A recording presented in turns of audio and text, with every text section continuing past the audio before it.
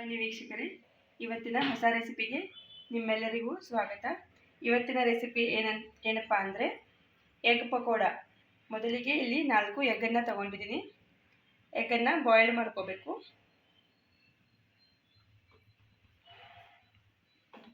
ನೋಡಿ ವೀಕ್ಷಕರೇ, ಇಲ್ಲಿ ಒಂದು ಬೌಲ್ನಲ್ಲಿ ನಾನು 4 ಎಗ್ಸನ್ನು ತಗೊಂಡಿದ್ದೀನಿ. ಅದರಲ್ಲಿ ಸ್ವಲ್ಪ ಉಪ್ಪನ್ನು ಹಾಕಬೇಕು. ಉಪ್ಪು ಹಾಕಿದರೆ ಏನಾಗುತ್ತಪ್ಪ ಅಂದರೆ ಸಿಪ್ಪೆ ಸುಲಿಯುವಾಗ ಸರಳವಾಗಿ ಸಿಪ್ಪೆ ಸುಲಿಯುತ್ತೆ. ಹೀಗಾಗಿ ಸ್ವಲ್ಪ ಉಪ್ಪನ್ನು ಹಾಕಿ ಬಾಯ್ಲ್ ಮಾಡ್ಕೋಬೇಕು. ಸ್ವಲ್ಪ ಉಪ್ಪನ್ನು ಹಾಕಿ 5 ರಿಂದ 10 ನಿಮಿಷ ಚೆನ್ನಾಗಿ ಬಾಯ್ಲ್ ಮಾಡ್ಕೋಬೇಕು. ಇಲ್ಲಿ ಎಗ್ ಬಾಯ್ಲ್ ಆಗ್ತಾ ಇದೆ. ಎಗ್ ಬಾಯ್ಲ್ ಆಗೋವರೆಗೂ ನಾವು ಪಕೋಡಾಗೆ ರೆಡಿ ಮಾಡ್ಕೊಳ್ಳೋಣ. ನೋಡಿ, ಇಲ್ಲಿ ಕಡಲೆ ಹಿಟ್ಟನ್ನು ತಗೊಂಡಿದ್ದೀನಿ. ಸ್ವಲ್ಪ ಕಡಲೆ ಹಿಟ್ಟು, ನಂತರ ರುಚಿಗೆ ತಕ್ಕಷ್ಟು ಉಪ್ಪನ್ನು ತಗೊಂಡಿದ್ದೀನಿ. ಅಚ್ಚ ಖಾರದ ಪುಡಿ,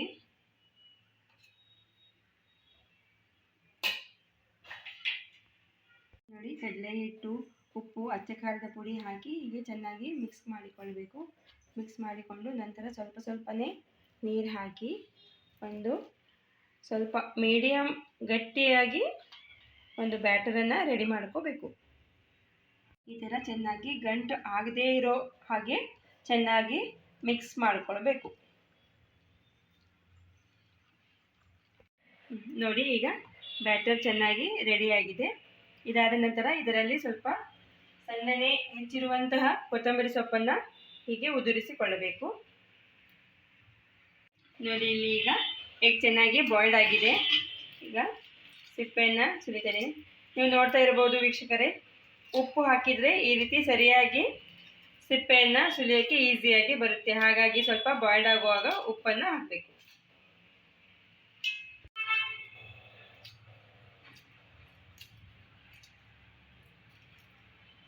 ಬಾಯ್ಲ್ಡ್ ಆದ ಎಗ್ಗನ್ನು ನಿಮಗೆ ಯಾವ ಶೇಪ್ನಲ್ಲಿ ಬೇಕು ಆ ಶೇಪ್ನಲ್ಲಿ ಕಟ್ ಮಾಡ್ಕೋಬೇಕು. ನೀವು ದಾರದಿಂದ ಸಹ ಮಾಡ್ಬೋದು, ಇಲ್ಲದಿದ್ದರೆ ಚಾಕುವಿನ ಸಹಾಯದಿಂದನೂ ಮಾಡ್ಬೋದು. ಒಂದು ಪ್ಯಾನನ್ನು ತಗೋಬೇಕು. ನಂತರ ಅದರಲ್ಲಿ ಎಣ್ಣೆ ಹಾಕಿ ಎಣ್ಣೆ ಕಾದಲು ಬಿಡಬೇಕು. ಬನ್ನಿ ವೀಕ್ಷಕರೇ, ಈಗ ಎಣ್ಣೆ ಚೆನ್ನಾಗಿ ಕಾದಿದೆ. ಈ ಕಾದ ಎಣ್ಣೆಯಲ್ಲಿ ಕಟ್ ಮಾಡಿರುವಂಥ ಎಗ್ಗನ್ನು ತಗೊಂಡು ಈ ರೀತಿ ಕಡಲೆ ಹಿಟ್ಟಿನಲ್ಲಿ ಡಿಪ್ ಮಾಡಿ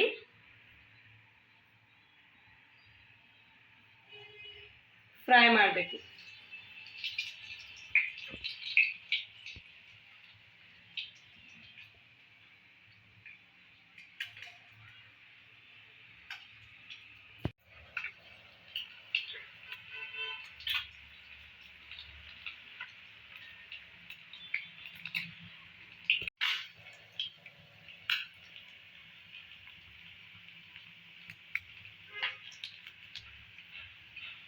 ಬನ್ನಿ ವೀಕ್ಷಕರೇ, ಈಗ ಫೈನಲ್ ಆಗಿ ನಮ್ಮ ಎಗ್ ಪಕೋಡ ಇಲ್ಲಿ ರೆಡಿಯಾಗಿದೆ.